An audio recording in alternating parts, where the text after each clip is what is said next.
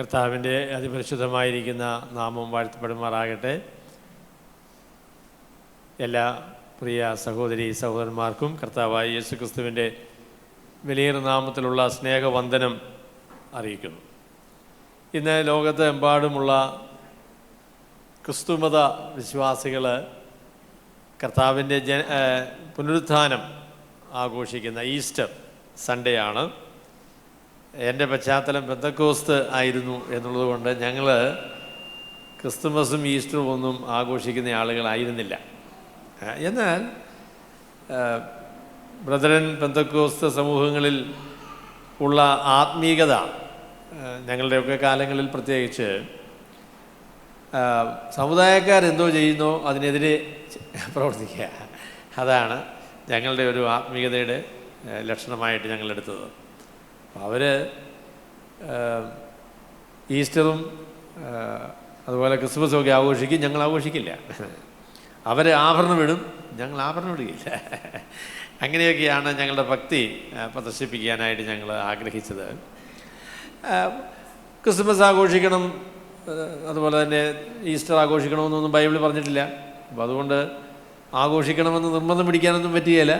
എന്നാൽ ക്രിസ്തീയ സഭയുടെ ആരംഭകാലം മുതൽ തന്നെ ക്രിസ്തീയ വിശ്വാസികൾ ഈ ആഴ്ചകൾക്ക് ഒരു പ്രത്യേക പ്രാധാന്യം കൊടുക്കുകയും ദൈവാരാധനയ്ക്കും കർത്താവിനെ ഓർക്കുന്നതിനും വേണ്ടി ഈ നാളുകളെ വേർതിരിക്കുകയും ചെയ്ത ഒരു പഴയ പാരമ്പര്യം തന്നെ ക്രിസ്തീയ വിശ്വാസത്തിൽ ഉണ്ട്. അതൊരു നല്ല പാരമ്പര്യം തന്നെയാണ് എന്നാണ് എൻ്റെ അഭിപ്രായം. അപ്പം അതുകൊണ്ട് കർത്താവ് കൊല്ലപ്പെട്ടത് ഏപ്രിൽ മാസത്തിലാണ് എന്നത് ഏതാണ്ട് സ്ഥിരീകരിക്കപ്പെട്ട ഒരു ചരിത്ര യാഥാർത്ഥ്യമാണ്. ദിവസങ്ങൾ നമുക്ക് അത്രത്തോളം കൃത്യമായി പറയാനായിട്ട് സാധിക്കുകയില്ലെങ്കിലും, അപ്പം അതുകൊണ്ട് കർത്താവ് നമ്മൾ ബർത്ത്ഡേ ആഘോഷിക്കുന്ന ആളുകളല്ലേ, കർത്താവ് മരിച്ച ദിവസം, കർത്താവ് ഉയർത്തെഴുന്നേറ്റ ദിവസം എന്ന നിലയിൽ ഈ ദിവസങ്ങളെ പ്രത്യേകമായി സ്മരിക്കുന്നത് നല്ലതാണ് എന്ന ഒരു അഭിപ്രായം എനിക്കുണ്ട്. അപ്പോൾ അതിൻ്റെ ഭാഗമായി ഞാൻ ഇന്ന് കർത്താവിൻ്റെ പുനരുത്ഥാനത്തെക്കുറിച്ച് നിങ്ങളോട് പറയാം. ഞാൻ പ്രസംഗിച്ചു വരുന്ന പുസ്തക പ്രവൃത്തികൾ അടുത്ത ആഴ്ചയിൽ അതിലേക്ക് ഞാൻ മടങ്ങി വരുന്നതാണ്. അപ്പോൾ കർത്താവിൻ്റെ പുനരുത്ഥാനത്തെക്കുറിച്ച് പറയുമ്പോൾ അതൊരു മുഖവുരയായി പറയാൻ ആഗ്രഹിക്കുന്ന കാര്യം, ക്രിസ്തീയ വിശ്വാസത്തിൽ ഒരിക്കലും മാറ്റിവെക്കുവാൻ കഴിയാത്ത ക്രിസ്തീയ വിശ്വാസത്തിൻ്റെ അടിത്തറയായ ചില കാര്യങ്ങളുണ്ട്. അവയെ നമ്മൾ നിഷേധിക്കുകയാണ് എങ്കിൽ ഒരു നിലയിലും നമ്മൾ ക്രിസ്ത്യാനികളല്ല. പേരിലൊക്കെ അങ്ങനെ ആയിരിക്കാം, എന്നാൽ വിശ്വാസത്തിലല്ല എന്ന് പറയേണ്ടതായിട്ട് വരും. അതിൽ 3 കാര്യങ്ങൾ ഞാൻ പറയാം. കർത്താവായ യേശുക്രിസ്തുവിൻ്റെ ദൈവത്വം, ദൈവം മനുഷ്യനായി തീർന്ന വ്യക്തിയാണ് കർത്താവായ യേശുക്രിസ്തു എന്ന കാര്യം. യേശുക്രിസ്തുവിൻ്റെ ജഡധാരണം എന്ന് നമുക്ക് പറയാം. 2, കർത്താവായ യേശുക്രിസ്തുവിൻ്റെ മരണം. കർത്താവായ യേശുക്രിസ്തു നമ്മുടെ പാപങ്ങൾക്ക് വേണ്ടി പാപപരിഹാരത്തിനായി തന്നെത്താൻ യാഗമായി അർപ്പിച്ചു എന്ന കാര്യം, കർത്താവായ യേശുക്രിസ്തുവിൻ്റെ പാപപരിഹാര ബലി. 3, കർത്താവായ യേശുക്രിസ്തുവിൻ്റെ പുനരുത്ഥാനമാണ്. കർത്താവായ യേശുക്രിസ്തു നമ്മുടെ പാപങ്ങൾക്ക് വേണ്ടി മരിച്ചു, അടക്കപ്പെട്ടു എന്നത് ദൈവം അംഗീകരിച്ചു എന്നുള്ളതിൻ്റെ തെളിവായി കർത്താവായ യേശുക്രിസ്തു 3-ാം നാളിൽ ഉയർത്തെഴുന്നേറ്റു എന്ന കാര്യം. ഈ 3 കാര്യങ്ങൾ ഇതിലേതെങ്കിലും ഒന്ന് അല്ലെങ്കിൽ അവ നിഷേധിക്കുകയാണ് എങ്കിൽ നിങ്ങൾ വിശ്വാസികളല്ല, ക്രിസ്ത്യാനി അല്ല എന്ന് പറയാം. ഇസ്ലാം മതം കർത്താവായ യേശു ക്രിസ്തുവിനെ സ്വീകരിക്കുന്ന മതമാണ് എന്നവർ പറയും. അവർക്കുകൊണ്ട് യേശു എന്നവർ പറയും, ഈസ എന്നാണ് അവർ യേശുവിനെ വിളിക്കുന്നത്. എന്നാൽ അവരുടെ യേശുവിന് ഈ പറഞ്ഞ 3 പ്രത്യേകതകളുമില്ല. അതാണ് യേശുവിനെ സംബന്ധിച്ചുള്ള അവരുടെ കാഴ്ചപ്പാടെന്ന് പറയുന്നത്. അതാണ് ക്രിസ്തീയ വിശ്വാസത്തിൻ്റെ അടിത്തറയായിരിക്കുന്ന, ക്രിസ്തീയ വിശ്വാസത്തിന് ഒഴിച്ചുകൂടാൻ പാടില്ലാത്ത ഈ 3 കാര്യങ്ങൾ അവർ നിഷേധിക്കും. യേശുക്രിസ്തു ദൈവമല്ല എന്ന് പറയും, യേശുക്രിസ്തു മരിച്ചിട്ടില്ല എന്ന് പറയും. മരിച്ചിട്ടില്ലെങ്കിൽ പിന്നെ ഉയർത്തെഴുന്നേൽക്കേണ്ട ആവശ്യമില്ലല്ലോ. അപ്പം അതുകൊണ്ട് ക്രിസ്തീയ വിശ്വാസത്തിൻ്റെ ഏറ്റവും പ്രാധാന്യമേറിയ അടിത്തറ ഈ 3 കാര്യങ്ങളാണ് എന്ന് ഞാൻ പറയും. അപ്പോൾ ക്രിസ്തീയ വിശ്വാസികൾ എല്ലാവരും യേശുക്രിസ്തു ഉയർത്തെഴുന്നേറ്റു എന്ന് വിശ്വസിക്കുന്നവരാണ് എന്ന് നിങ്ങൾ വിചാരിക്കരുത്. സാധാരണ വിശ്വാസികൾ ഒരുപക്ഷെ അങ്ങനെ ആയിരിക്കാം. എന്നാൽ അല്പമൊക്കെ വേദശാസ്ത്രമൊക്കെ പഠിച്ച പല ആളുകളും യേശുക്രിസ്തുവിൻ്റെ പുനരുത്ഥാനം വിശ്വസിക്കുന്നവരല്ല. അത് വളരെ ആശ്ചര്യകരമായ ഒരു കാര്യമാണ്. ഒരുപക്ഷേ ക്രിസ്തീയ സമൂഹങ്ങളിൽ ഏറ്റവും പ്രസിദ്ധനായ വ്യാഖ്യാതാവ്, കമൻറ്റേറ്റർ എന്ന് പറയുന്ന ആരാ അറിയാമോ നിങ്ങൾക്ക്? വില്യം ബാർക്ലേ എന്ന് പറയുന്നയാൾ അല്ലേ? വില്യം ബാർക്ലേയുടെ കമൻട്രികൾ, അദ്ദേഹം പുതിയ നിയമത്തിലുള്ള മിക്കവാറുള്ള പുസ്തകത്തെക്കുറിച്ചെല്ലാം കമൻട്രി എഴുതിയിട്ടുള്ള വളരെ പ്രസിദ്ധനായ ഒരു കമൻറ്റേറ്ററാണ് വില്യം ബാർക്ലേ. പക്ഷേ യേശുക്രിസ്തു പുനരുദ്ധാനം പ്രാപിച്ചു എന്ന് വിശ്വസിക്കാത്ത ആളാണ് അദ്ദേഹം. യേശുക്രിസ്തു ഉയർത്തെഴുന്നേറ്റിട്ടില്ല എന്നതിനേക്കാളും കർത്താവായ യേശുക്രിസ്തുവിൻ്റെ ഉയർത്തെഴുന്നേൽപ്പ് വിശ്വാസികളുടെ വിശ്വാസത്തിലാണ് എന്ന് പറഞ്ഞിരുന്നയാളാണ് ബാർക്ലേ. അദ്ദേഹം യേശുക്രിസ്തുവിൻ്റെ കന്യകാജനനത്തിൽ വിശ്വസിച്ച ആളല്ല. എന്നാൽ നമ്മുടെയൊക്കെ ക്രിസ്തീയ സമുദായങ്ങളുടെ സമൂഹങ്ങളിൽ ഏറ്റവും വായിക്കുന്ന പുസ്തകം ബാർക്ലേയുടെ കമൻട്രികളാണ്. നമ്മൾ ക്രിസ്തീയ സഭയുടെ ചരിത്രം പരിശോധിച്ച് നോക്കുമ്പോൾ 1500-കളിലാണ് നവീകരണം എന്ന കാര്യം വരുന്നത്. അത് നമുക്ക് നഷ്ടമായ ബൈബിളിലെ വളരെ പ്രധാനപ്പെട്ട ഉപദേശങ്ങൾ തിരിച്ചു പിടിച്ച ഒരു കാലഘട്ടമാണ് നവീകരണം എന്ന് പറയുന്ന കാലം. അപ്പോൾ വളരെ കാതലായ വിശ്വാസങ്ങൾ, കർത്താവായ യേശുക്രിസ്തുവിൻ്റെ പാപപരിഹാര ബലി കൊണ്ട് അതിനുള്ള വിശ്വാസത്താൽ മനുഷ്യർക്ക് രക്ഷ കിട്ടും എന്ന സത്യം വളരെ ശക്തമായി തിരിച്ചുപിടിച്ച പ്രഘോഷിച്ച ഒരു കാലഘട്ടമാണ് നവീകരണം എന്ന് പറയുന്നത്. എന്നാൽ അത് കഴിഞ്ഞൊരു 100 വർഷം, 150 വർഷം എന്ന് പറയാം, 1700 ആ കാലഘട്ടം വന്നപ്പോൾ വേറെ ഒരു പരിപാടി ഉണ്ടായി. അതിനെ നമ്മൾ എൻലൈറ്റൻമെൻറ്റ് എന്നാണ് ഇംഗ്ലീഷിൽ വിളിക്കുന്നത്. മലയാളത്തിൽ എങ്ങനെയാണ് വിളിക്കുന്നത് എനിക്കറിയത്തില്ല. എൻലൈറ്റൻമെൻറ്റ് എന്നാണ് ഇത് പറയുന്നത്. അപ്പോൾ അതിൻ്റെ ക്രിസ്തീയ സമുദായങ്ങളിലെ അതിൻ്റെ ഉപജ്ഞാതാവ് എന്ന് പറയുന്നത് ഇമ്മാനുവൽ കാന്റ് എന്ന് പറയുന്ന ഒരു ജർമ്മൻ ഫിലോസഫറാണ്. ഇമ്മാനുവൽ കാന്റ് എന്ന് പറയുന്ന ജർമ്മൻ ഫിലോസഫറാണ്. അപ്പം അദ്ദേഹം പറഞ്ഞത് എന്താണെന്ന് ചോദിച്ചാൽ അദ്ദേഹം പറഞ്ഞു, നമുക്ക് നമ്മുടെ പഞ്ചേന്ദ്രിയങ്ങൾ കൊണ്ട് ഗ്രഹിക്കാൻ പറ്റുന്ന കാര്യമേ യാഥാർത്ഥ്യമായിട്ട് നമുക്ക് പറയാൻ പറ്റുള്ളൂ. നമുക്ക് what we can observe with our senses, അത് മാത്രമേ നമുക്ക് യാഥാർത്ഥ്യം എന്ന് പറയാൻ പറ്റുള്ളൂ. മറ്റുള്ള കാര്യങ്ങളൊക്കെ നമ്മളെ വിശ്വാസമാണ്. ആ വിശ്വാസത്തിന് അങ്ങനെ വസ്തുനിഷ്ഠമായിരിക്കുന്ന അടിസ്ഥാനങ്ങളൊന്നും ആവശ്യമില്ല, നമുക്ക് വിശ്വസിച്ചാൽ മതി എന്നാണ് അദ്ദേഹം അതിനെക്കുറിച്ച് പറഞ്ഞത്. അപ്പോൾ അതിനോട് ചേർത്ത് വന്ന ഒരാശയമാണ് ഈ ആൻറ്റി സൂപ്പർ നാച്ചുറലിസം അല്ലെങ്കിൽ മെറ്റീരിയലിസം എന്ന് പറയുന്നതായിരിക്കുന്ന ഈ ആശയം. എന്ന് പറഞ്ഞാൽ പ്രകൃതിക്ക് നടക്കുന്ന കാര്യങ്ങൾക്ക് അതീതമായിട്ടുള്ള ഒരു കാര്യവും നമുക്ക് വിശ്വസിക്കേണ്ട ആവശ്യമില്ല എന്നാണ് അവരതിനെക്കുറിച്ച് പറഞ്ഞത്. അപ്പോൾ ഇമ്മാനുവൽ കാന്റിന് ശേഷമുള്ള വേദശാസ്ത്രികൾ ആൻറ്റി സൂപ്പർ നാച്ചുറലിസ്റ്റ് ആളുകളാണ്. അപ്പം അത്ഭുതങ്ങൾ നടക്കുന്ന ആളുകൾ, അവരെ വിശ്വസിക്കാൻ മനസ്സുള്ള ആളുകളല്ല. വില്യം ബാർക്ലേയുടെ 5 അപ്പം കൊണ്ട് 5000 പേരെ പോഷിപ്പിച്ചതിൻ്റെ വിശദീകരണം നിങ്ങൾ കേട്ടിട്ടുണ്ടല്ലോ അല്ലേ? വായിച്ചിട്ടുണ്ടോ? ഇല്ല, ഞാൻ പറയാം. 5 അപ്പം കൊണ്ട് 5000 പേരെ പോഷിപ്പിച്ചു എന്ന് പറയുന്നത് കർത്താവ് ചെയ്ത അത്ഭുതമല്ല, കർത്താവിൻ്റെ പ്രസംഗം കൊണ്ട് മനുഷ്യരുടെ ഹൃദയത്തിൽ വന്ന അത്ഭുതമാണ് എന്നാണ് അദ്ദേഹം പറയുന്നത്. ഈ ബാലൻ 5 അപ്പവുമായിട്ട് യേശുക്രിസ്തുവിൻ്റെ അടുക്കൽ വന്നപ്പം കണ്ടു നിന്ന ആളുകൾക്കെല്ലാം ഹൃദയത്തിന് രൂപാന്തരം ഉണ്ടായി. അവരുടെ കയ്യിലുണ്ടായിരുന്ന അപ്പവുമായിട്ട് അവർ കർത്താവിൻ്റെ അടുക്കിലേക്ക് വന്നു കഴിഞ്ഞപ്പോൾ 5000 പേർ കൊടുക്കാനുള്ള അപ്പം ഈ ആൾക്കാരുടെ ഇടയിൽ തന്നെ കളക്ട് ചെയ്യാനായിട്ട് സാധിച്ചു. അപ്പം അങ്ങനെയാണ് ഈ 5 അപ്പം കൊണ്ട് 5000 പേരെ പോഷിപ്പിച്ചതെന്നാണ് വില്യം ബാർക്ലേ പറയുന്നത്. അത് അദ്ദേഹം മാത്രമല്ല, മാരാമൺ കൺവെൻഷന് പ്രസംഗിച്ച ഒരു തിരുമേനിയും അങ്ങനെ തന്നെ പറഞ്ഞു. എന്നാൽ വിശ്വാസികൾ തന്നെ എതിർക്കുകയൊക്കെ ചെയ്തു കേട്ടോ. അപ്പം ഞാൻ പറയുന്നത് ആൻറ്റി സൂപ്പർ നാച്ചുറലിസം എന്ന് അത്ഭുതകരമായിരിക്കുന്ന എന്തെങ്കിലും കാര്യങ്ങൾ ഉണ്ടെങ്കിൽ അത് സ്വീകരിക്കേണ്ടതില്ല എന്നതാണ് അതിൻ്റെ സമീപനം. നമ്മളുടെ തിയോളജിക്കൽ സെമിനാരികൾ ഒക്കെ ഈ പറയുന്ന ആശയം പഠിക്കുന്ന ആളുകളാണ് മിക്കവാറുമുള്ള. അവിടെ സരാംപൂർ എന്ന് പറയുന്ന ഒരു സെമിനാരിയുണ്ട്. ഇന്ന് ഇന്ത്യയിലുള്ളതായിരിക്കുന്ന സെമിനാരികൾ മിക്കവാറും സെമിനാരികൾ പെന്തക്കോസ്ത്, ബാപ്റ്റിസ്റ്റിനെ കുറിച്ച് എനിക്ക് അത്രയും പറയാൻ അറിയില്ല, മർത്തോമ, CSI, ഇവരുടെ എല്ലാം സിലബസ് എന്ന് പറയുന്നത് സരാംപൂർ കോളേജാണ് നിർണ്ണയിക്കുന്നത്. അപ്പോൾ സരാംപൂരുമായിട്ട് അഫിലിയേഷൻ ഉണ്ടെങ്കിൽ അക്രഡിറ്റഡ് ആയിട്ടുള്ള സെമിനാരി എന്ന് പറയാൻ പറ്റത്തുള്ളൂ. അപ്പം ACA ബാംഗ്ലൂരിലുള്ള ACA സെരാംപൂറുമായിട്ട് അക്രഡിറ്റഡ് അല്ല. അപ്പോൾ അവരുടെ ഡിഗ്രിക്ക് ഇച്ചിരി വെയിറ്റ് കുറവാണ്. സെരാംപൂറുമായിട്ട് അഫിലിയേറ്റ് ചെയ്ത ആളുകൾക്ക് മാത്രമേ തിയോളജിക്കൽ ഡിഗ്രി, അക്രഡിറ്റഡ് ആയിട്ടുള്ള തിയോളജിക്കൽ ഡിഗ്രി ആകത്തുള്ളൂ. അപ്പോൾ അതുകൊണ്ട് ഇവിടെയുള്ള സെമിനാരികളൊക്കെ സെരാംപൂറുമായിട്ട് അഫിലിയേറ്റഡാണ്. അപ്പോൾ അവർ പ്രാഥമികമായി പറയുമ്പോൾ അവർ അത്ഭുതങ്ങൾ വിശ്വസിക്കുന്ന ആൾക്കാരല്ല. അത്ഭുതകരമായിരിക്കുന്ന കാര്യങ്ങളൊന്നും എല്ലാവരും തുല്യമായ രീതിയിൽ എല്ലാ അത്ഭുതങ്ങളും നിഷേധിക്കുന്നൊന്നും ഞാൻ പറയുന്നില്ല. എന്നാൽ അവരുടെ പ്രാഥമികമായിരിക്കുന്ന നിലപാടെന്ന് പറയുന്നത് ഒരു ആൻറ്റി സൂപ്പർ നാച്ചുറൽ നിലപാടാണ്. അത്ഭുതകരം എന്ന് പറയുന്ന കാര്യത്തെയൊക്കെ നമുക്ക് സ്വാഭാവികമായി വിശദീകരിക്കാനായിട്ട് സാധിക്കും എന്ന ഒരാശയമാണ് അവർക്കുള്ളത്. ബൈബിൾ ദൈവത്തിൻ്റെ വചനമാണ് എന്ന് വിശ്വസിക്കുന്നവരല്ല അവർ. ബൈബിളിൽ തെറ്റുകളില്ല എന്ന് പറഞ്ഞാൽ അവർ ഭയങ്കരമായിട്ട് കോപിക്കും. അപ്പോൾ അങ്ങനെ ബൈബിളും കർത്താവായ യേശുക്രിസ്തു ഒന്നും അങ്ങനെ ബൈബിൾ പറയുന്ന നിലയിൽ അവർ സ്വീകരിക്കുന്ന ആളുകളല്ല. അപ്പം അതിൻ്റെ ഭാഗമായിട്ടാണ് സോഷ്യൽ ഗോസ്പൽ എന്ന് പറയുന്നതായിരിക്കുന്ന ഈ ആശയം അതിൻ്റെ ഭാഗമാണ്. പിന്നെ ലിബറേഷൻ തിയോളജി എന്ന് പറയുന്നതായിരിക്കുന്ന ആശയം അതിൻ്റെ ഭാഗമാണ്.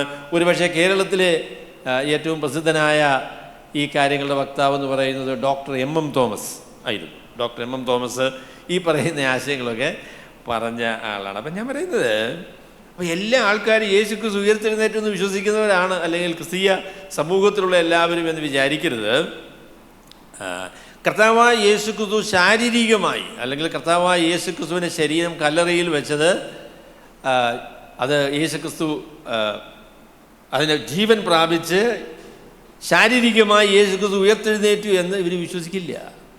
Physical resurrection of Jesus Christ എന്ന് പറയുന്നത് വിശ്വസിക്കാത്ത പണ്ഡിതന്മാരാണ് പൊതുവെ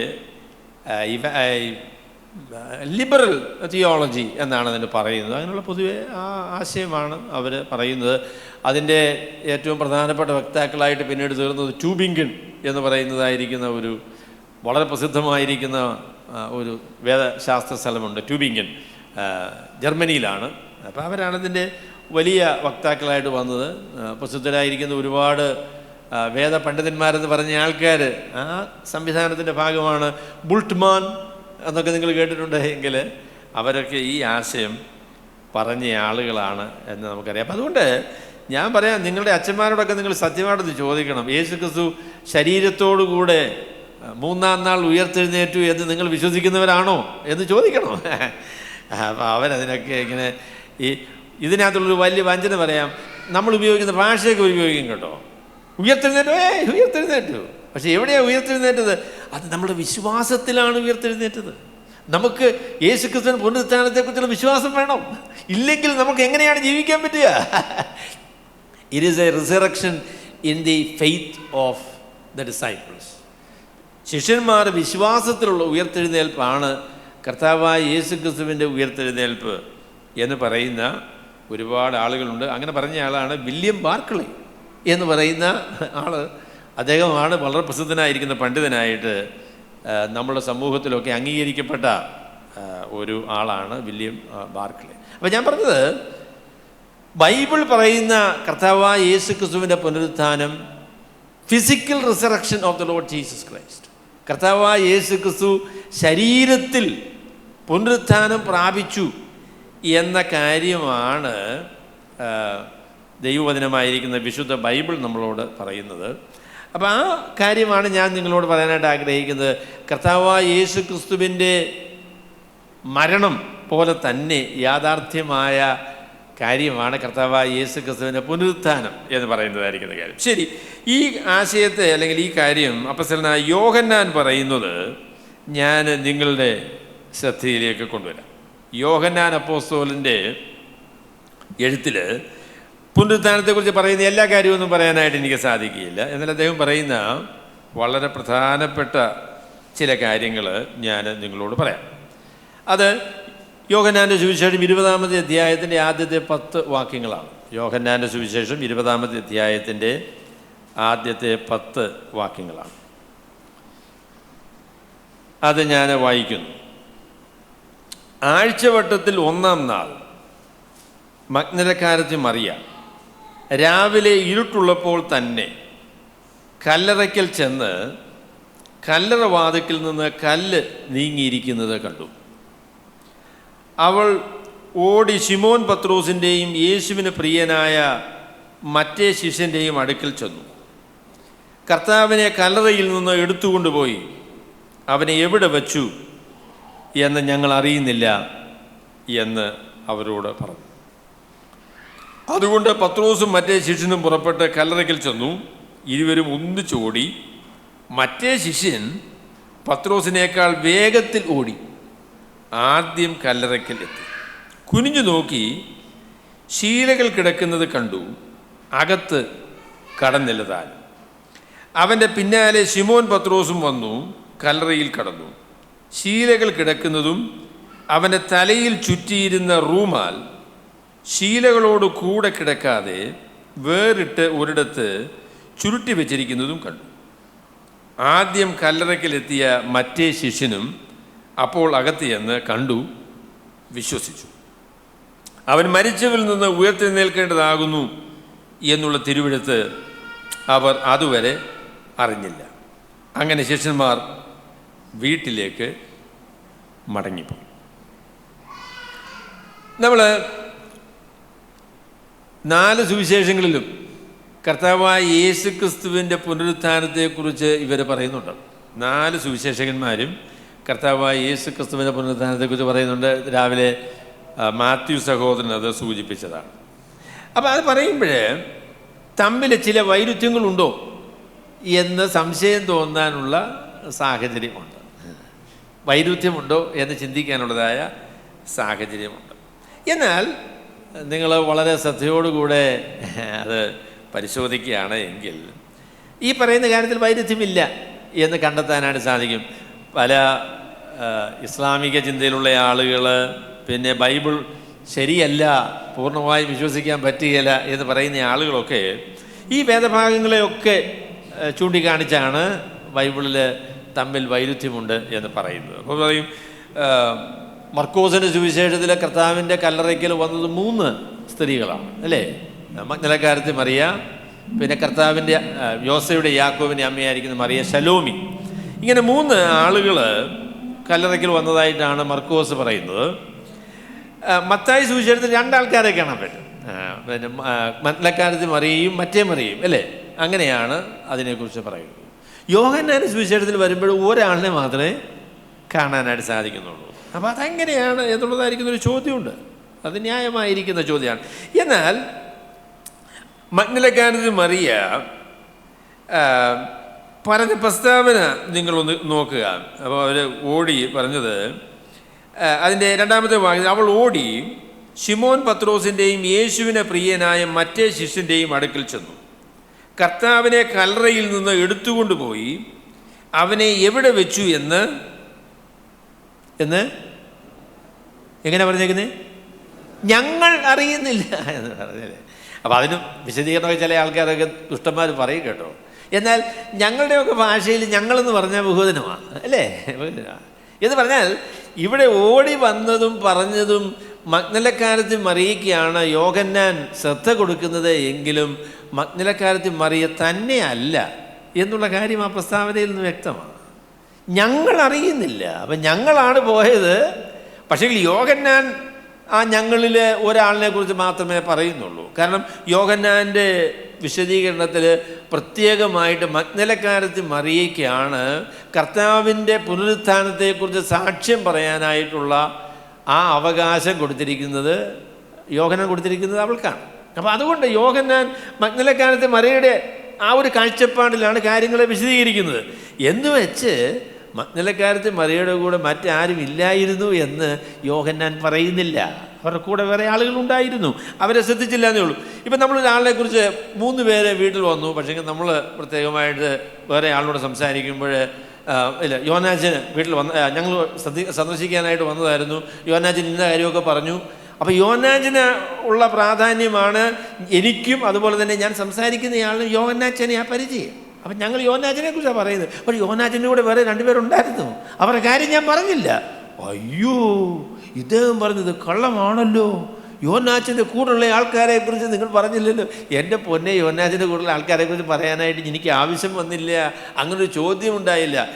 എൻ്റെ ഭാര്യ ചിലപ്പോഴേ ഞാൻ ഫോൺ വിളിച്ച് കഴിഞ്ഞതിന് ശേഷം എന്നോട് ചോദിക്കും, അപ്പോഴേ അവരെപ്പോഴാണ് വരുന്നത്? അത് ശരി, ഞാൻ ചോദിച്ചില്ലല്ലോ. അപ്പം അവരുടെ കൂടെ അവരെത്ര പേരുണ്ടാവും അത് ഞാൻ ചോദിച്ചില്ല. അപ്പം ഇത് രണ്ടും എനിക്കറിയത്തില്ല. അപ്പം ഞാൻ കള്ളമൊന്നും പറഞ്ഞതല്ല, ഞാൻ ചോദിക്കാത്തതാണ്. എൻ്റെ ശ്രദ്ധയിൽ അത് പെട്ടില്ല, അല്ലെങ്കിൽ എൻ്റെ കാഴ്ചപ്പാടിൽ ആ വിഷയത്തിന് പ്രാധാന്യമില്ലായിരുന്നു. അതുകൊണ്ടാണ് ഞാനത് ചെയ്യാഞ്ഞത്.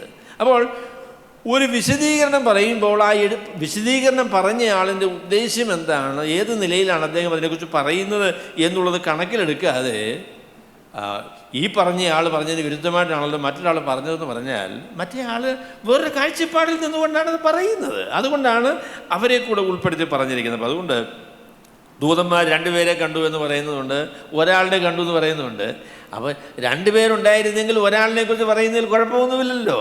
അപ്പോൾ അതുകൊണ്ട് ആ നിലയിലുള്ള ഒരു സമീപനം, അതിനെക്കുറിച്ച് വേറൊരാൾ പറഞ്ഞപ്പോൾ, അതിൻ്റെ ഒരു കമൻറ്റേറ്റർ പറഞ്ഞപ്പോൾ പറഞ്ഞു, 1-ാം നൂറ്റാണ്ടിലെ കാര്യങ്ങളെ വിശദീകരിക്കുന്ന രീതി അതിന് വ്യത്യാസമുണ്ട് അല്ലേ. ഇപ്പോഴും 20-ാം നൂറ്റാണ്ട് 21-ാം നൂറ്റാണ്ടിൽ ഈ സോഷ്യൽ മീഡിയയുടെ കാലഘട്ടത്തിൽ നമ്മൾ അന്യോന്യ സന്ദേശം അയക്കുന്നത് പോലെ അല്ല 1-ാം നൂറ്റാണ്ടിലുള്ള ആളുകൾ സംസാരിച്ചിരുന്നത്. അപ്പോൾ ഇന്ന് വാട്സപ്പൊക്കെ അയക്കുന്ന പിള്ളേരെ അയക്കുമ്പം നമുക്ക് കാര്യങ്ങൾ വായിച്ചാൽ പലതും മനസ്സിലാവില്ല.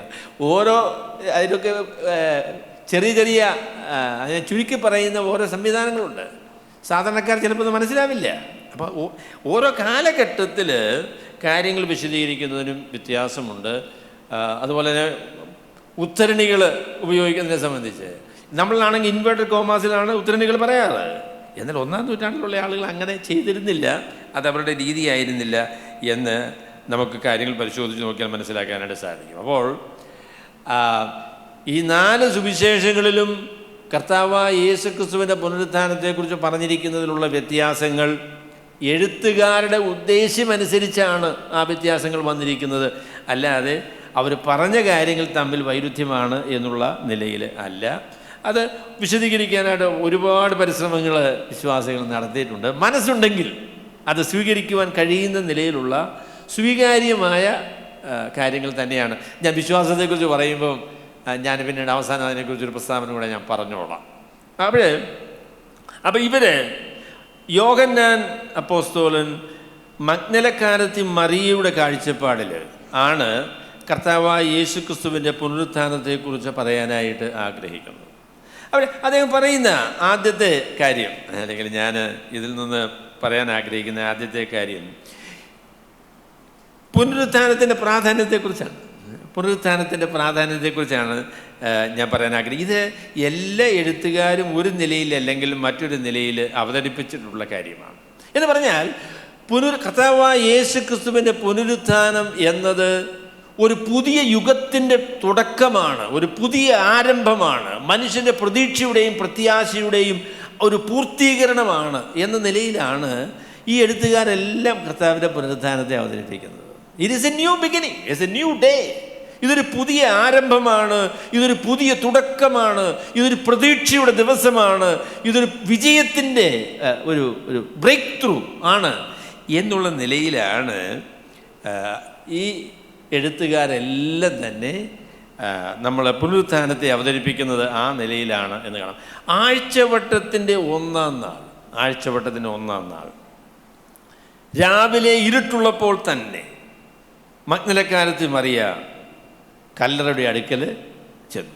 അപ്പോൾ നിങ്ങൾക്കറിയാമല്ലോ, കർത്താവായ യേശുക്രിസ്തുവിൻ്റെ പുനരുത്ഥാനത്തിൻ്റെ പ്രാധാന്യം ദൈവസഭ അത് പ്രഖ്യാപിച്ചത് ഏകദേശം 1500 സംവത്സരം നീണ്ടുനിന്ന ഒരു പരിചയം, ഒരു പാരമ്പര്യം, ഒരു രീതി വ്യത്യാസപ്പെടുത്തിക്കൊണ്ടാണ്. അതെന്താണെന്ന് ചോദിച്ചാൽ, ശാബത്ത് 7-ാം ദിവസം അല്ലേ, 7-ാം ദിവസം സ്വസ്ഥമായിരിക്കുക. അപ്പം ഇസ്രയേലിൻ്റെ ചരിത്രത്തിൽ ദൈവാരാധനയ്ക്കും ഇങ്ങനെയുള്ള പരിപാടികൾക്കും എല്ലാം അവർ ഒരുമിച്ച് കൂടിയിരുന്നത് ശനിയാഴ്ചയാണ്, 7-ാം ദിവസമാണ്. 7-ാം ദിവസത്തെ വിശുദ്ധീകരിക്കാനായിട്ട് ഓർക്കുക. എന്നത് 10 കൽപ്പനകളിൽ ഒരു കൽപ്പനയാണ്, അല്ലേ? 4ാമത്തെ കൽപ്പനയാണ്.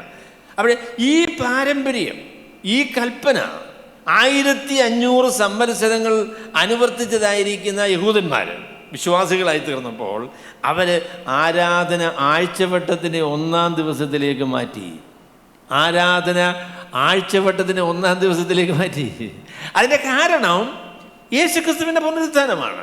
ക്രിസ്തീയ വിശ്വാസത്തെ സംബന്ധിച്ച് ക്രിസ്തീയ വിശ്വാസത്തിൻ്റെ വ്യതിരിക്തത, അതിന് നിസ്തുല്യത, യേശുക്രിസ്തു മരണത്തെ പരാജയപ്പെടുത്തി ഉയർത്തെഴുന്നേറ്റു എന്നുള്ളത് തന്നെയാണ്.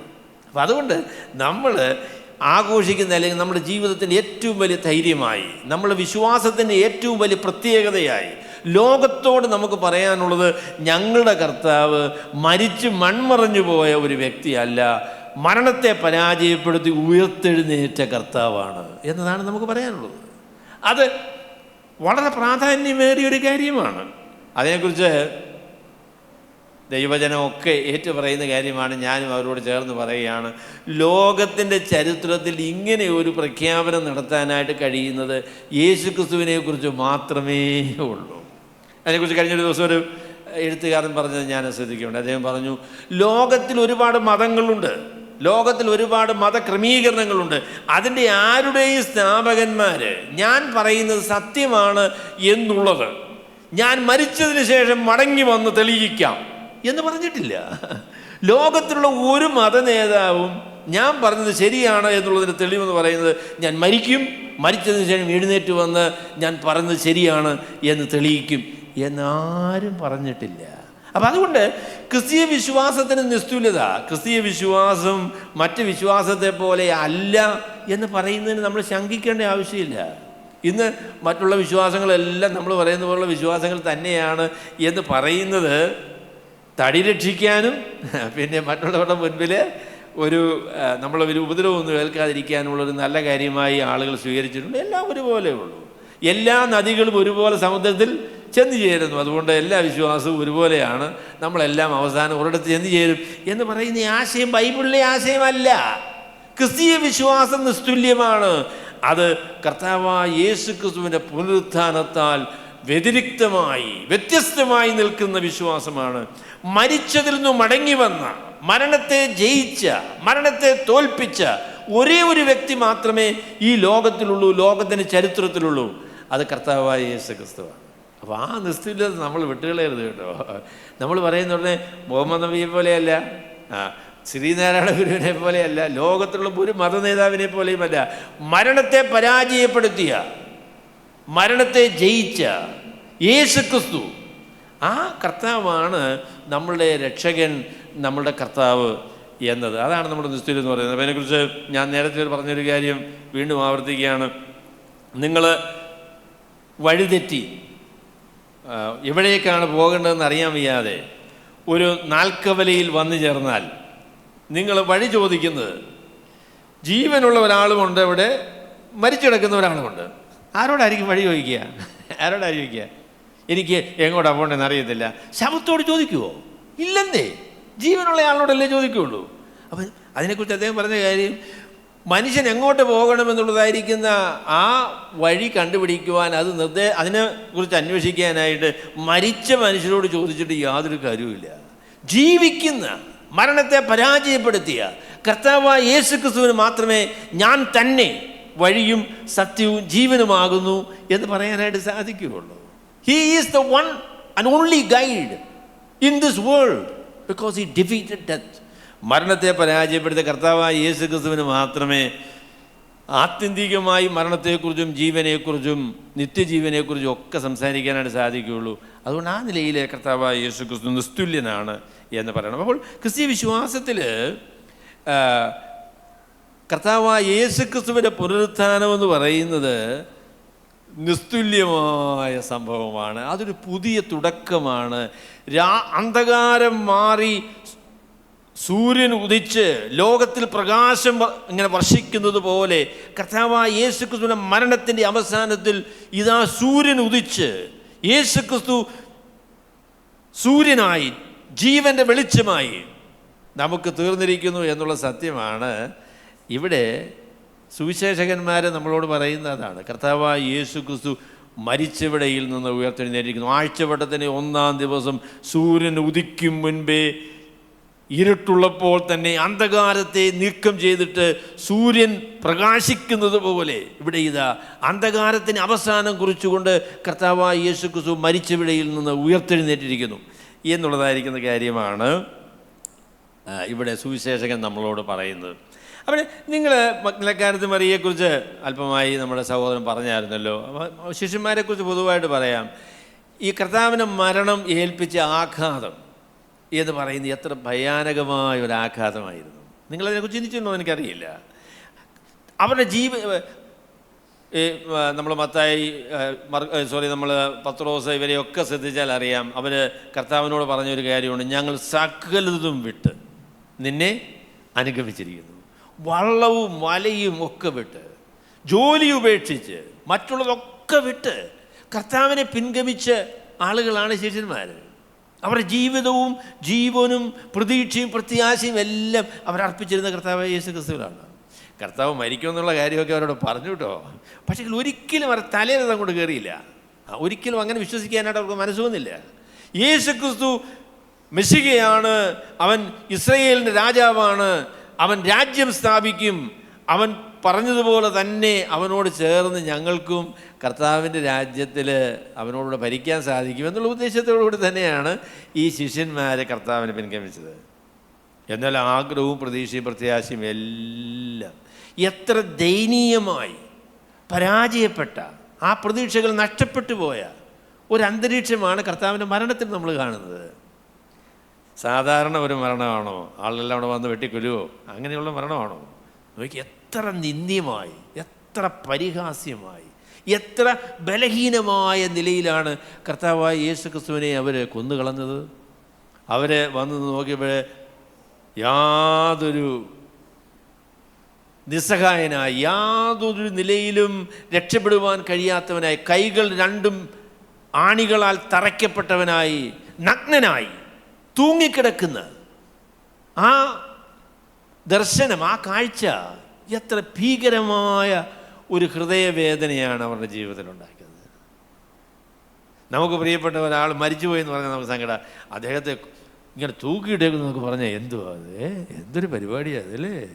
എത്ര ഭയാനകമായൊരു കാഴ്ചയാണ്. അവർ ദേ ലോസ്റ്റ് ദെയർ ഹാർട്ട്. അവർ ഹൃദയം മുഴുവനും തകർന്ന് തരിപ്പണമായി, പ്രതീക്ഷകളെല്ലാം നഷ്ടപ്പെട്ട് നിരാശരായി, തല പൊക്കുവാൻ കഴിയാത്ത രീതിയിൽ ലജ്ജിതരായി അവരങ്ങനെ ഒളിച്ച് ഇരിക്കുന്ന അവസരമാണ്.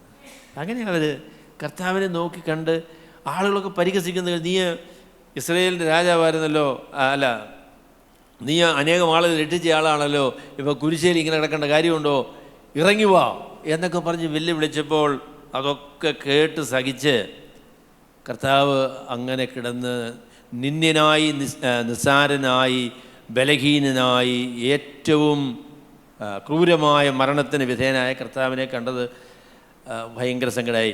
അവർ ലൂക്കോസിന് സുവിശേഷം 22-ാമത്തെ അധ്യായത്തിലല്ലേ പറയുന്നത്. അവർ രണ്ടുപേര് യെരുശലേമിൽ നിന്ന് എമ്മൗസിലേക്ക് പോകുന്ന അവസരത്തിൽ പറഞ്ഞു, ഇവൻ ഇസ്രായേലിനെ രക്ഷിക്കുന്ന രക്ഷകനായ മശിഹയാണ് എന്ന് ഞങ്ങൾ അവനെക്കുറിച്ച് പ്രതീക്ഷിച്ചിരുന്നു. അങ്ങനെ പ്രതീക്ഷയാണ് ഞങ്ങൾക്കുണ്ടായിരുന്നത്. നിങ്ങളുടെ മുഖം പാടിയിരിക്കുന്നത് എന്ത് എന്ന് ചോദിച്ചപ്പോൾ അവർ പറഞ്ഞത്, we are great hopes in this man. ഈ വ്യക്തിയിൽ ഞങ്ങൾക്ക് വലിയ പ്രതീക്ഷയുണ്ടായിരുന്നു, എന്നാൽ അതെല്ലാം ഒരു ദിവസത്തിൽ നഷ്ടപ്പെട്ടു പോയി. ആ നിലയിലുള്ള ദുഃഖത്തോടു കൂടെയാണ് അവർ കഴിയുന്നത്. ആ അവസരത്തിലാണ് ഞാൻ വിചാരിക്കുന്നു നിലക്കാലത്ത് മറിയെക്കുറിച്ച് പറയുകയാണെങ്കിൽ പ്രതീക്ഷ നഷ്ടപ്പെട്ടു കേട്ടോ. പ്രതീക്ഷകളും പ്രത്യാശയൊക്കെ നഷ്ടപ്പെട്ടു. യേശു ക്രിസ്തുവിനെക്കുറിച്ച് വിചാരിച്ചിരുന്ന കാര്യങ്ങളുള്ള വിശ്വാസമൊക്കെ നഷ്ടമായി. പക്ഷെങ്കിൽ കർത്താവിനോടുള്ള സ്നേഹം അവൾക്ക് നഷ്ടപ്പെടുത്തുവാൻ കഴിയുമായിരുന്നില്ല. She didn't lose her love for Jesus, lost her faith. കർത്താവ് ഇങ്ങനെ മരിക്കുമെന്നൊന്നും പ്രതീക്ഷിച്ചില്ല, കർത്താവിന് എന്തെങ്കിലും ചെയ്യുമെന്നുള്ളതായിരുന്നു പ്രതീക്ഷയില്ല, അതൊക്കെ പോയി. But she can get over her love for Jesus. കർത്താവിനോടുള്ള സ്നേഹം വിട്ടുകളയാനായിട്ട് അവൾക്ക് കഴിഞ്ഞത്. അതുകൊണ്ട് കർത്താവിൻ്റെ മരണം എന്ന് പറയുന്നത് വളരെ പെട്ടെന്നായിരുന്നല്ലോ.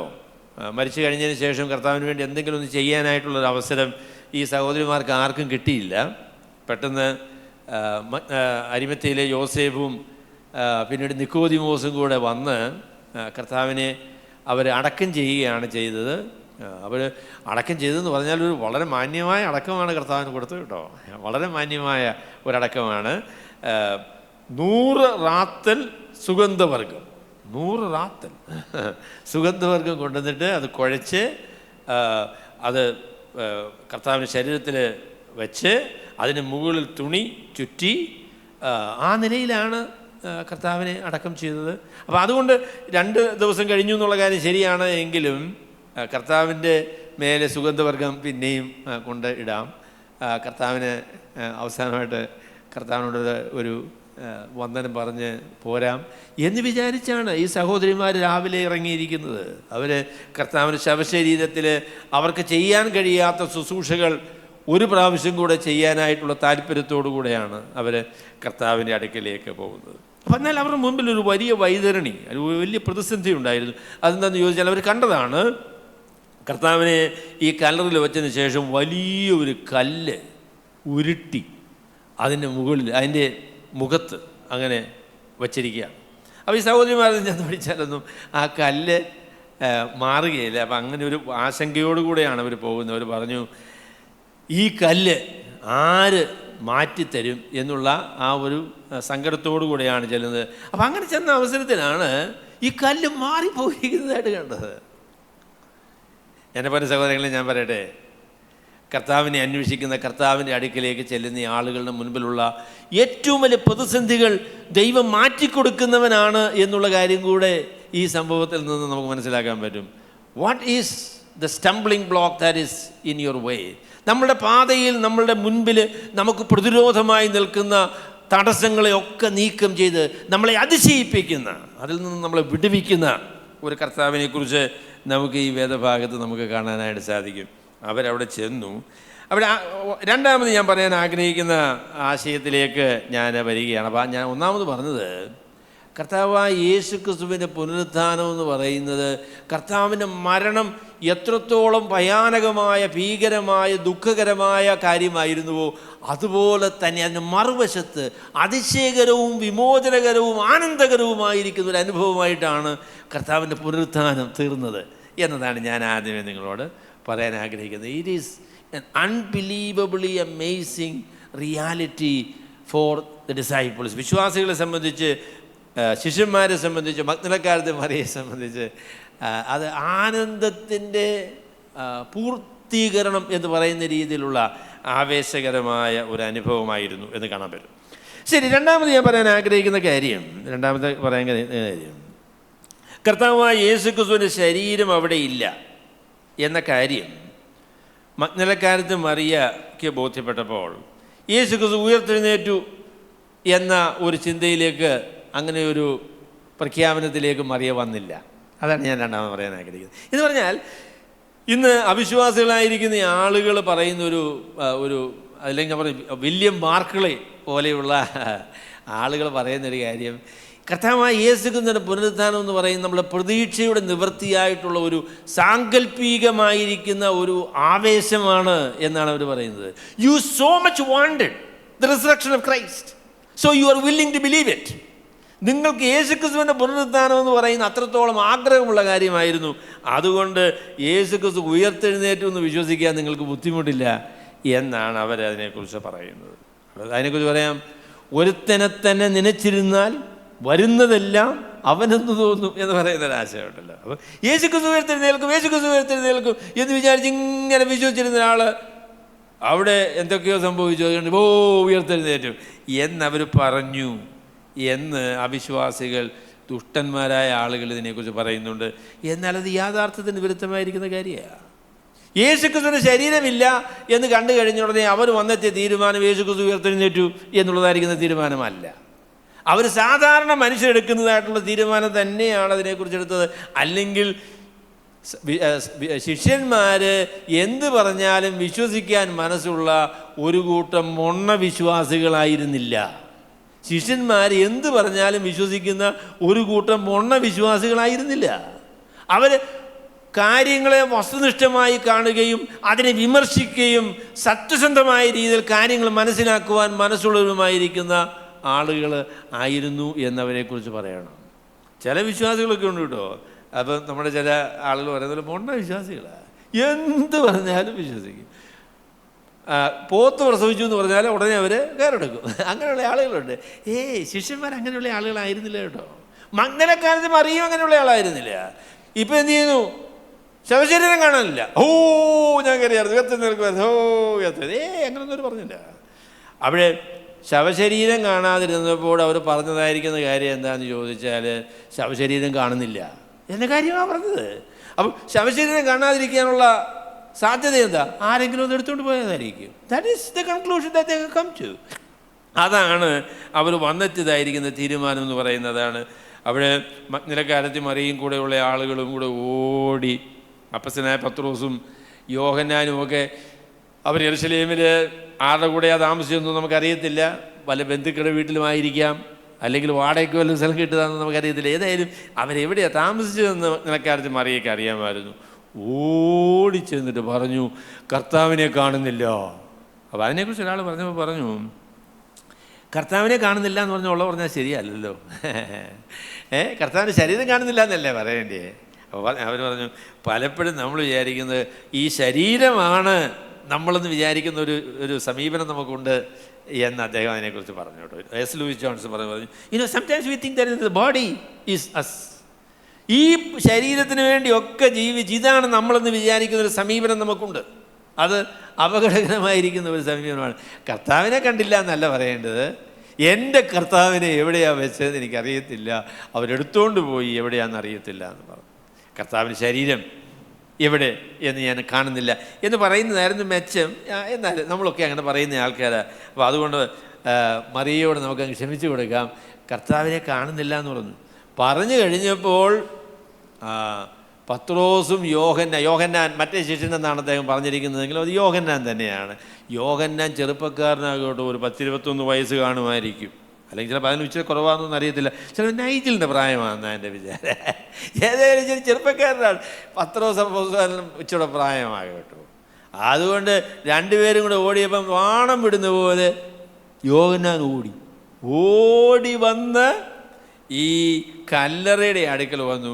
പക്ഷെങ്കിൽ പുള്ളിക്കൊരു പേടി, ഇതിനകത്തോട്ടങ്ങ് ചെന്ന് കയറാനൊരു പേടി. അവിടെ വന്നങ്ങ് നിന്ന് കേട്ടോ. അപ്പോൾ ഏതായാലും ശരി പത്രോസ് അപ്പോസ്തലനും ഓടി കിതച്ച് വന്നു. പത്രോസ് എന്തിന് എടുത്തിയാട്ടക്കാരൻ ചാടി പുള്ളി കല്ലറയ്ക്കകത്തേക്ക് തന്നെ കയറി.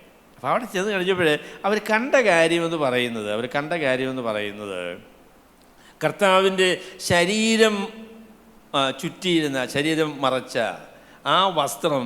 അപ്പം ഞാൻ 100 റാത്തൽ സുഗന്ധദ്രവ്യങ്ങളുണ്ടല്ലോ. അപ്പോൾ അത് ശരീരം അതിൽ നിന്നും നഷ്ടപ്പെട്ട് കഴിഞ്ഞപ്പോൾ ഇതിങ്ങനെ ഒടിഞ്ഞ് അതങ്ങനെ പതുങ്ങി താഴേക്ക് അവിടെ കിടപ്പുണ്ട്. കർത്താവിൻ്റെ തലയിൽ അത് വ്യത്യസ്തമായ രീതിയിൽ, അല്ലെങ്കിൽ ഒരേ തുണി കൊണ്ടല്ല ശരീരവും തലയും മറയ്ക്കുന്നത്. തല മറയ്ക്കാനായിട്ട് വേറെ ഒരു തുണിയാണ്. അപ്പോൾ തലയുടെ തുണി എന്ന് പറയുന്നത് അങ്ങനെ അതേ ഒരല്പ സ്ഥലമല്ലേ ഉള്ളൂ. അപ്പോൾ അതുകൊണ്ട് അതങ്ങനെ ക്രംബിൾ ചെയ്തിട്ടില്ല, അതങ്ങനെ ആ തലയുടെ ഷേപ്പിൽ അങ്ങനെ ഇരിപ്പുണ്ട്. ബാക്കി ഭാഗത്തുള്ളതായിരിക്കുന്ന വസ്ത്രം ഇങ്ങനെ കിടക്കണം. അപ്പോൾ ഈ സംഭവത്തെ സംബന്ധിച്ച് ഉള്ള വിശദീകരണം അവിടെ അതിനെക്കുറിച്ച് പറഞ്ഞു. പത്രോസ് ഇത് കണ്ടു കേട്ടോ. പത്രോസ് വിശ്വസിച്ചു എന്നുള്ള കാര്യം അവിടെ പറഞ്ഞിട്ടില്ല, വിശ്വസിച്ചോ നമുക്കറിയത്തുമില്ല. പക്ഷേ യോഹന്നാനെ കുറിച്ച് പറഞ്ഞപ്പോൾ പറഞ്ഞത് അവനത് കണ്ടു, വിശ്വസിച്ചു എന്നാണ്. അപ്പം അതാണ് എനിക്ക് ഞാൻ പറഞ്ഞല്ലോ പറയാനുള്ളത്. അതായത് ശിഷ്യന്മാർ കർത്താവായ യേശുക്രിസ്തുവിൻ്റെ പുനരുത്ഥാനത്തിൽ വിശ്വസിക്കുവാനുള്ള കാരണം, കർത്താവായ യേശുക്രിസ്തുവിൻ്റെ പുനരുത്ഥാനമാണ് ഈ സംഭവത്തിൻ്റെ ഏറ്റവും ന്യായമായ വിശദീകരണം എന്ന് അവർക്ക് ഉറപ്പ് വന്നതുകൊണ്ടാണ്. കർത്താവായ യേശുക്രിസ്തുവിൻ്റെ പുനരുത്ഥാനം എന്ന് പറയുന്ന കാര്യമാണ് ശൂന്യമായ കല്ലറയ്ക്കുള്ള ഏറ്റവും യുക്തമായ വിശദീകരണം എന്ന് അവർക്ക് ബോധ്യം വന്നതുകൊണ്ടാണ്. പിന്നെ കർത്താവർക്ക് പ്രത്യക്ഷപ്പെട്ടു, അത് കഴിഞ്ഞപ്പോൾ അവർക്ക് അതിൽ ഉറപ്പായി, അത് ശരിയാണ്. എന്നാൽ ശൂന്യമായ കല്ലറയ്ക്കുള്ള വിശദീകരണം യേശുക്രിസ്തുവിൻ്റെ പുനരുത്ഥാനമാണ്, അല്ലാതെ മറ്റൊരു വിശദീകരണവും പറയാൻ പറ്റിയില്ല. അതിനെക്കുറിച്ച് ലീ സ്ട്രോബിൾ എന്ന് പറയുന്ന ആൾ, കേസ് ഫോർ ക്രൈസ്റ്റ് എന്ന് പറഞ്ഞ പുസ്തകം എഴുതിയ ആളാണ് ലീ സ്ട്രോബിൾ. അദ്ദേഹം പറഞ്ഞു ഒരു കൂട്ടരും വാദിഭാഗവും പ്രതിഭാഗവും ഒരു കാര്യത്തിൽ യോജിക്കുന്നുണ്ട്. അതെന്താ യോജിപ്പ്? കല്ലറ ശൂന്യമായിരുന്നു എന്ന കാര്യത്തെക്കുറിച്ച് യോജിപ്പാ.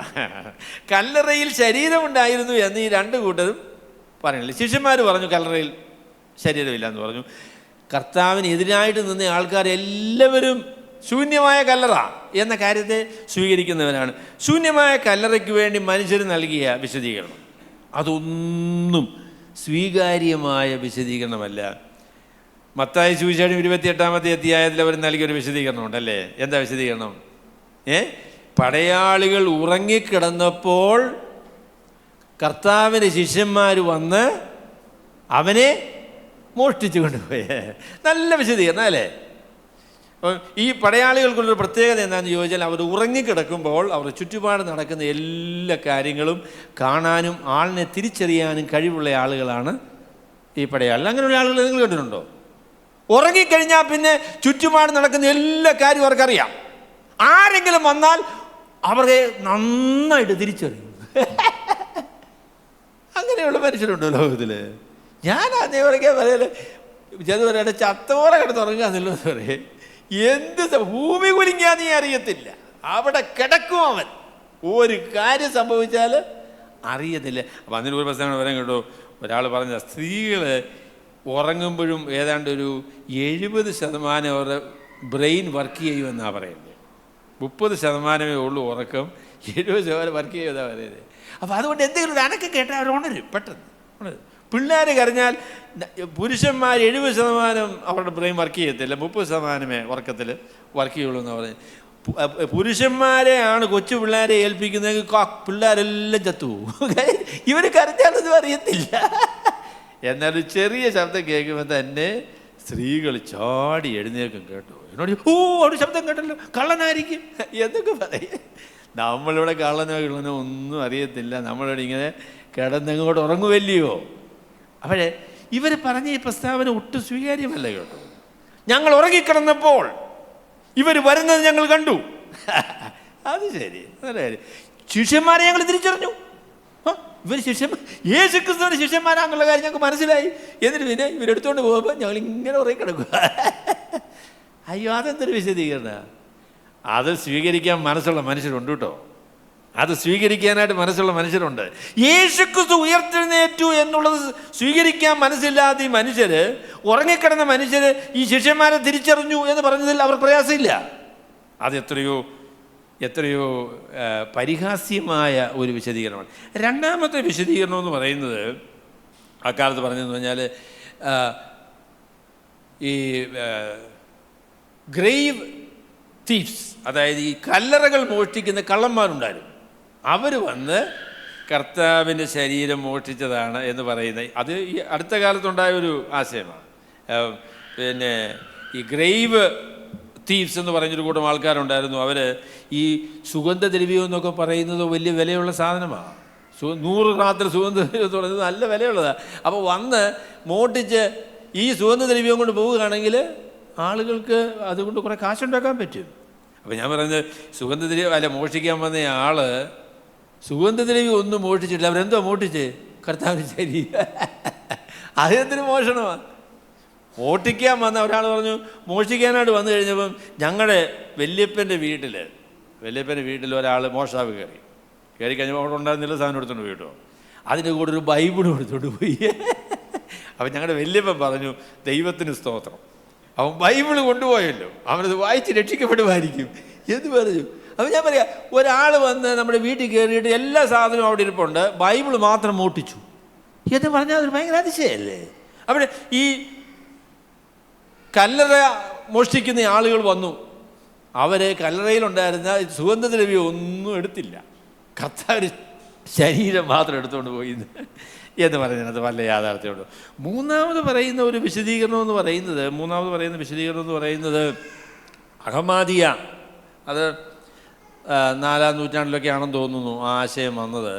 അഹമാദിയക്കാർ പിന്നെ അത് വെക്കിയത് സൂൺ തിയറി എന്നാണ് പറയുന്നത്. സൂൺ, അതായത് കർത്താവായ യേശുക്രിസ്തു യഥാർത്ഥത്തിൽ ക്രൂശിൽ മരിച്ചില്ലായിരുന്നു. കർത്താവിനൊരു മയക്കം പോലൊക്കെ വന്നപ്പോഴത്തേക്ക് അവരെടുത്ത് കർത്താവിനെ ഈ കല്ലറയിൽ കൊണ്ടുവച്ചു. കല്ലറയുടെ തണുപ്പ് ഒക്കെ ഏറ്റപ്പോൾ കർത്താവിന് പിന്നെയും ജീവൻ കിട്ടി. ആ കല്ലറയിൽ നിന്ന് എഴുന്നേറ്റ് കർത്താവ് പോയി എന്നാണ് അവർ പറയുന്നത്. ഇത്രയും ക്ഷീണിച്ച കർത്താവ് ഈ കല്ലും തള്ളി മാറ്റി വെളിയിൽ വന്നു. അങ്ങനെ ആ നിലയിൽ ശിഷ്യന്മാർ കർത്താവിനെ കണ്ടപ്പോൾ കർത്താവ് ഉയർത്തെഴുന്നേറ്റു എന്നുള്ള കാര്യം അവർക്ക് അതെന്തൊരു വിശദീകരണം. അപ്പം ഞാൻ പറയുന്നത്, ലോകത്തിലുള്ളതായിരിക്കുന്ന മനുഷ്യർ കർത്താവിന് ശൂന്യമായ കല്ലറ എന്നതിന് നൽകുന്ന ഒരു വിശദീകരണവും സ്വീകാര്യമായ, പരിഹാസ്യമായ, ഒരു കൊച്ചിനോട് പറഞ്ഞാൽ പോലും സ്വീകരിക്കാൻ കഴിയാത്ത ബാലിശമായ വിശദീകരണങ്ങളാണ്. അതിൽ മെച്ചമായിരിക്കുന്ന ഒരു വിശദീകരണവും ലോകത്തിന് കണ്ടുപിടിക്കാനായിട്ട് സാധിച്ചിട്ടില്ല. അപ്പം അതാണ് ഞാൻ രണ്ടാമത് പറയാനായിട്ട് ആഗ്രഹിക്കുന്നത്. കർത്താവായ യേശു ക്രിസ്തുവിൻ്റെ പുനരുത്ഥാനം എന്ന് പറയുന്നത് എന്ത് വിശ്വസിക്കുവാനും മനസ്സുള്ളതായിരിക്കുന്ന ഒരു കൂട്ടം ആളുകൾ വിശ്വസിച്ച ഒരു ആശയമല്ല. പിന്നെയോ ശൂന്യമായ കല്ലറയ്ക്ക് നൽകുവാൻ കഴിയുന്ന ഏക പര്യാപ്തമായിരിക്കുന്ന വിശ്വാസം, വിശദീകരണം എന്നുള്ള നിലയിലാണ് അവരതിനെ സ്വീകരിച്ചത് എന്നാണ് ഞാൻ രണ്ടാമത് പറയാൻ ആഗ്രഹിക്കുന്നത്. മൂന്നാമത് ഞാൻ പറയാൻ ആഗ്രഹിക്കുന്ന കാര്യം, യേശുക്രിസ്തുവിൻ്റെ പുനരുത്ഥാനം ഒരു ചരിത്ര യാഥാർത്ഥ്യമാണ് എങ്കിലും വിശ്വസിക്കാൻ മനസ്സുണ്ടെങ്കിലേ വിശ്വസിക്കാൻ പറ്റുള്ളൂ. അതാണ് ഞാൻ മൂന്നാമത് പറയാനായിട്ട് ആഗ്രഹിക്കുന്നത്. പ്രിയമുള്ളവരെ, ഞാൻ പറയട്ടെ, നമ്മുടെ വിശ്വാസമെന്ന് പറയുന്നത് യാഥാർത്ഥ്യങ്ങളിലും തെളിവുകളിലും അടിസ്ഥാനപ്പെട്ടതായിരിക്കുന്ന വിശ്വാസമാണ്. കർത്താവായ യേശു ക്രിസ്തുവിനെക്കുറിച്ച് പറയുന്ന കാര്യങ്ങൾ ചരിത്രത്തിൽ നിന്ന്, ഈ 4 സുവിശേഷങ്ങൾ പറഞ്ഞിരിക്കുന്ന സുവിശേഷകന്മാരിൽ നിന്ന് നമുക്ക് പച്ചയായി മനസ്സിലാക്കുവാൻ കഴിയുന്ന യാഥാർത്ഥ്യങ്ങളാണ്. എന്നാൽ ആ തെളിവുകളുണ്ട് എന്നുള്ളത് കൊണ്ട് ആളുകൾ വിശ്വസിച്ചോളും എന്ന് പറയാനൊക്കത്തില്ല. വിശ്വസിക്കുക എന്ന് പറയുന്ന ഒരു തീരുമാനമാണ്. വിശ്വസിക്കുക എന്ന് പറയുന്നത് ഒരു തീരുമാനമാണ്. വിശ്വസിക്കാൻ മനസ്സില്ലാത്ത മനുഷ്യർക്ക് എന്തെല്ലാം തെളിവുകൾ കൊടുത്താലും അവർ വിശ്വസിക്കാനായിട്ട് അവർക്ക് സാധിക്കില്ല. അതുകൊണ്ടാണ് നമ്മൾ പറയുന്നത് വിശ്വാസം ദൈവത്തിൻ്റെ ദാനമാണ് എന്ന് പറയാനുള്ള കാരണം അതാ. ദൈവത്തിൻ്റെ പരിശുദ്ധാത്മാവ് നമ്മുടെ ഹൃദയത്തിൽ പ്രവർത്തിക്കുകയും വിശ്വസിക്കാനായിട്ട് നമ്മളെ ഉത്സാഹിപ്പിക്കുകയും അതിനായിട്ടുള്ള കരുത്ത് തരികയും ആ നില വിശ്വസിക്കാനായിട്ട് നമ്മൾ തീരുമാനിക്കുകയും ചെയ്യുമ്പോൾ മാത്രമേ നമുക്ക് വിശ്വസിക്കാനായിട്ട് സാധിക്കുകയുള്ളൂ. വിശ്വാസത്തിൽ എല്ലായ്പ്പോഴും ഒരു അവ്യക്തതയുണ്ട്, ഒരു സർട്ടൻ എമൗണ്ട്. ഇപ്പോൾ കർത്താവായ യേശുക്രിസ്തു ഉയർത്തെഴുന്നേറ്റ് ശൂന്യമായ കല്ലറയാണ് കർത്താവായ യേശുക്രിസ്തുവിനെ കണ്ട അപ്പസ്തലന്മാർ 40 ദിവസം കർത്താവായ യേശുക്രിസ്തുവിനെ ആവർത്തിച്ച് കണ്ടതാണ്. കർത്താവായ യേശുക്രിസ്തു സ്വർഗാരോഹണം ചെയ്യുന്നത് അവരെ കണ്ടുകൊണ്ട് കണ്ടതാണ്. ഒരു അവസരത്തിൽ 500-ലധികം ആളുകൾക്ക് ഒരുമിച്ച് പ്രത്യക്ഷനായി, അങ്ങനെ കണ്ടതാണ്. മനുഷ്യർക്ക് നിഷേധിക്കാൻ പറ്റുമോ? സാധിക്കും. വിശ്വസിക്കാൻ മനസ്സില്ലാത്ത മനുഷ്യർക്ക് എന്ത് തെളിവ് നൽകിയാലും അത് വിശ്വസിക്കാനായിട്ട് പര്യാപ്തമല്ല എന്നാണ് ഞാൻ പറയാനായിട്ട് ആഗ്രഹിക്കുന്നത്. ഒരു കഥ ചക്ക് സ്വിൻഡാൾ എന്ന് പറയുന്ന പ്രസിദ്ധനായിരിക്കുന്ന പ്രസംഗകൻ പറഞ്ഞത് ഞാൻ പറയാം. അദ്ദേഹം പറഞ്ഞു, ഒരിക്കലൊരു മനുഷ്യന്, അവന് സൈക്കിയാട്രിക് അസുഖമുള്ള ആളാണ്, ഭ്രാന്തനാണ്. അപ്പോൾ അദ്ദേഹത്തിൻ്റെ ചിന്ത എന്താണെന്ന് ചോദിച്ചാൽ, അദ്ദേഹം മരിച്ചയാളാണെന്നാണ് അദ്ദേഹത്തിൻ്റെ ചിന്ത. ശവമാണ്, ഞാനൊരു ശവമാണ് എന്നാണ് അദ്ദേഹം ചിന്തിക്കുന്നത്. അവിടെ ആളുകളൊക്കെ പരിശ്രമിച്ചിട്ട് എങ്ങും ഇവൻ ജീവനുള്ള ആളാണ്, ശവമല്ല എന്ന് ഇവനെ കൊണ്ട് വിശ്വസിപ്പിക്കാനായിട്ട് സാധിക്കുന്നില്ല. അപ്പോൾ അവരെന്തെന്ന് ചോദിച്ചാൽ, ഈ ശവമാണെന്ന് വിശ്വസിക്കുന്ന ആളിനെ ശവങ്ങൾ ഇട്ടിരിക്കുന്ന ഒരു മോർച്ചറിയിലേക്ക് കൊണ്ടുപോയി. എന്നിട്ട് അദ്ദേഹത്തോട് പറഞ്ഞു, ആ ശവത്തിൽ ഒരു സൂചി കൊണ്ട്, സൂചിയല്ല ഒരു സാധനം കൊണ്ട് കുത്താൻ പറഞ്ഞപ്പോൾ കുത്തി കഴിഞ്ഞപ്പം എന്ത് സംഭവിച്ചു ചോദിച്ചു. രക്തം വരുന്നില്ല. അപ്പോൾ അതിൽ നിന്ന് എന്താണ് നമുക്ക് മനസ്സിലാക്കാൻ സാധിക്കുന്നത്? ശവത്തിൽ കുത്തിയാൽ രക്തം വരികയില്ല. അതാണ് ഒബ്സർവേഷൻ. എന്നിട്ട് അദ്ദേഹം പറഞ്ഞു, നീ നിൻ്റെ കയ്യിലോട്ട് കുത്തറാന്നു. കുത്തിക്കഴിഞ്ഞപ്പോൾ രക്തം വരുന്നു. അപ്പോൾ ഇദ്ദേഹം പറഞ്ഞു, ഇത്രയും നേരം ഞാൻ വിചാരിച്ചത് ശവത്തെ കുത്തിയാൽ രക്തം വരികയില്ലെന്നാണല്ലോ, എന്നെ കുത്തിയപ്പോൾ രക്തം വരുന്നുണ്ടല്ലോ. ശവത്തെ കുത്തിയാൽ രക്തം വരികയില്ല, ഞാൻ ശവമാ, എന്നെ കുത്തിയപ്പോൾ രക്തം വരുന്നു. അപ്പോൾ അദ്ദേഹം അതിനെക്കുറിച്ച് പറഞ്ഞത്, വിശ്വസിക്കാൻ മനസ്സില്ലാത്തൊരു മനുഷ്യന് എന്തെല്ലാം തെളിവുകൾ പറഞ്ഞു കൊടുത്താലും വിശ്വസിക്കാനായിട്ട് മനസ്സില്ലെങ്കിൽ വിശ്വസിക്കാൻ പറ്റുകയില്ല. യോഹന്നാൻ അപ്പസ്തലൻ, അദ്ദേഹം ഓടി ക്ഷീണിച്ച് ആ കല്ലറയുടെ വാതിക്കൽ ഇങ്ങനെ നിൽക്കുകയാണ്. അവിടെ തൻ്റെ മുമ്പിൽ കൂടെ പുറകിൽ കൂടെ ഓടി വന്ന പത്രോസ് അതിൻ്റെ ഉള്ളിലേക്ക് കയറിയതിന് ശേഷം പിന്നാലെ യോഹന്നാൻ അപ്പോസ്തലൻ അങ്ങോട്ട് കയറി. ശരീരത്ത് വട്ടം ചുറ്റിയിരുന്നതായിരിക്കുന്ന ആ തുണി അതങ്ങനെ കിടക്കുന്നവൻ കണ്ടു. തലയുടെ ഭാഗത്തുള്ളതായിരിക്കുന്ന ആ തുണി ഒരു വളയം എന്ന പോലെ അവിടെ ഇരിക്കുന്നത് കണ്ടു. അതിലോട്ട് നോക്കി. എന്നിട്ട് പറയുന്നത് അവൻ വിശ്വസിച്ചു. അതാണ് അദ്ദേഹത്തെക്കുറിച്ച് പറയുന്ന കാര്യം. നമ്മുടെ വിശ്വാസം വിശ്വാസയോഗ്യമായ വിശ്വാസമാണ്. തെളിവുകൾ വ്യക്തമായി പറയുവാൻ കഴിയുന്ന വിശ്വാസമാണ്. യുക്തിസഹമായിരിക്കുന്ന വിശ്വാസമാണ്. വസ്തുനിഷ്ഠമായിരിക്കുന്ന വിശ്വാസമാണ്. എന്നാൽ നമ്മുടെ വിശ്വാസം ഈ പറയുന്നതിനേക്കാളൊക്കെ ഉപരിയായിട്ടുള്ള ഒരു കാര്യമാണ്. തെളിവുകളും വിശദീകരണങ്ങളും വാദഗതികളും എല്ലാം നമുക്ക് സഹായകരമാണ്, ആവശ്യമാണ്. എന്നാൽ വിശ്വസിക്കുക എന്ന് പറയുന്നത് ദൈവത്തിൻ്റെ പരിശുദ്ധാത്മാവിൻ്റെ സഹായത്തോടു കൂടെ നമ്മളെടുക്കുന്ന ഒരു തീരുമാനമാണ്. അപ്പം അതുകൊണ്ട് ക്രിസ്തീയ വിശ്വാസത്തെക്കുറിച്ചൊക്കെ ഞാൻ പറയാൻ ആഗ്രഹിക്കുന്ന കാര്യം അതാ. തെളിവുകൾ മാത്രം പോരാ കേട്ടോ. തെളിവുകൾ നമുക്ക് ആവശ്യമാണ്, തെളിവുകൾ നമുക്ക് വേണം, തെളിവുകൾ വേണം. എന്നാൽ നിങ്ങൾക്ക് വിശ്വസിക്കാൻ മനസ്സില്ലെങ്കിൽ ഈ തെളിവുകളൊന്നും നിങ്ങളെ വിശ്വാസത്തിലേക്ക് നയിക്കുകയില്ല. തെളിവുകളെ വിശ്വസിക്കുവാൻ നിങ്ങൾക്ക് മനസ്സില്ലെങ്കിൽ ഈ പറയുന്ന കാര്യം ഒന്നും വിശ്വസിക്കാനായിട്ട് നിങ്ങൾക്ക് സാധിക്കുകയില്ല. അപ്പം അതുകൊണ്ട് ഓഗസ്റ്റീൻ പറഞ്ഞൊരു പ്രസ്താവന പറഞ്ഞ് ഞാൻ അവസാനിപ്പിക്കുക. അദ്ദേഹം പറഞ്ഞു, we know because we believe. ഞങ്ങൾ വിശ്വസിക്കുന്നത് കൊണ്ട് അറിയുന്നു എന്നാണ് അദ്ദേഹം പറഞ്ഞത്. അറിയുന്നത് കൊണ്ട് വിശ്വസിക്കുകയല്ല, വിശ്വസിക്കുന്നത് കൊണ്ട് അറിയുകയാണ്. നമ്മുടെ വിശ്വാസം വസ്തുനിഷ്ഠമായിരിക്കുന്ന വിശ്വാസമാണ്. അത് തെളിവുകൾ വ്യക്തമായി പറയുവാൻ കഴിയുന്ന ചരിത്രത്തിൽ അധിഷ്ഠിതമായിരിക്കുന്ന വിശ്വാസമാണ്. എന്നാൽ വിശ്വസിക്കാനായിട്ട് മനസ്സ് വയ്ക്കുമ്പോഴാണ് നമുക്ക് വിശ്വസിക്കാനായിട്ട് സാധിക്കുന്നത്. അതിനുവേണ്ടിയുള്ളൊരു തീരുമാനം, ദൈവത്തിന് മുൻപാകെ വിനയപ്പെടുവാനുള്ള മനസ്സ്, ദൈവത്തിൻ്റെ തെളിവുകളെ സ്വീകരിക്കുവാനുള്ളൊരു ഹൃദയം, അങ്ങനെ മാത്രമേ നമുക്ക് വിശ്വസിക്കാനായിട്ട് സാധിക്കുകയുള്ളൂ. കർത്താവായ യേശുക്രിസ്തു എൻ്റെ പാപങ്ങൾക്ക് വേണ്ടി മരിച്ചു, അടക്കപ്പെട്ടു, ഉയർത്തെഴുന്നേറ്റു, അതുകൊണ്ട് എൻ്റെ പാപങ്ങൾ പരിഹരിക്കപ്പെടുന്നു എന്നുള്ളത് എങ്ങനെയാണ് വിശ്വസിക്കാൻ പറ്റുക? ചരിത്രത്തിൽ കർത്താവ് അങ്ങനെ ചെയ്തു എന്നുള്ള കാര്യം നമുക്കറിയാം. വിശ്വസിക്കാനായിട്ട് ദൈവത്തെ വിശ്വസിക്കുവാനുള്ളതായിരിക്കുന്ന മനസ്സ്, അതിനുള്ള തീരുമാനം, അത് കൂടാതെ വിശ്വസിക്കാനായിട്ട് സാധിക്കുകയില്ല. തെളിവുകൾ നമ്മളുടെ മുൻപിൽ ദൈവം നിരത്തി വയ്ക്കുമ്പോൾ, ചരിത്രം നമുക്ക് തെളിവുകളായിട്ട് നമ്മുടെ മുൻപിൽ നിൽക്കുമ്പോൾ അതിനോട് നാം എങ്ങനെ പ്രതികരിക്കുന്നു എന്നുള്ളത് വളരെ പ്രധാനപ്പെട്ട കാര്യമാണ്. Are you willing to believe? ചില ആളുകൾക്ക് ബൈബിൾ ശരിയാണെന്ന് വിശ്വസിക്കാൻ പറ്റുകയില്ല. അതിൻ്റെ കാര്യം എന്താണെന്ന് ചോദിച്ചാൽ, തെളിവുകൾ അല്ല പലപ്പോഴും തെളിവുകൾ പ്രശ്നമാണ് കേട്ടോ, ഇല്ലെന്ന് ഞാൻ പറയുന്നില്ല. പലപ്പോഴും അത് പര്യാപ്തമല്ല. വിശ്വസിക്കുവാനായിട്ടുള്ള മുൻധാരണകൾ എന്ന് പറയുന്നത് വളരെ പ്രധാനപ്പെട്ടതായിരിക്കുന്ന ഒരു കാര്യമാണ്. വിശ്വസിക്കുകയില്ല എന്നൊരു മുൻധാരണയാണ് എങ്കിൽ വിശ്വസിക്കാനായിട്ട് വലിയ പ്രയാസം. പിന്നെ ദൈവം അതിനൊക്കെ മറികടക്കും ദൈവത്തിൻ്റെ കൃപയിൽ, അത് ഞാൻ നിഷേധിക്കുന്നില്ല. എങ്കിലും പലപ്പോഴും നമ്മുടെ പ്രശ്നം എന്ന് പറയുന്നത് വിശ്വസിക്കുവാൻ മനസ്സില്ലാത്തതാണ്. അപ്പം ഞാനത് പറഞ്ഞ് അവസാനിപ്പിക്കട്ടെ. കർത്താവായ യേശുക്രിസ്തുവിൻ്റെ പുനരുത്ഥാനമാണ് നമ്മുടെ ജീവിതത്തിലെ ഏറ്റവും അത്ഭുതകരമായ, നമ്മുടെ വിശ്വാസത്തിന് അടിസ്ഥാനമായിരിക്കുന്ന കാര്യം.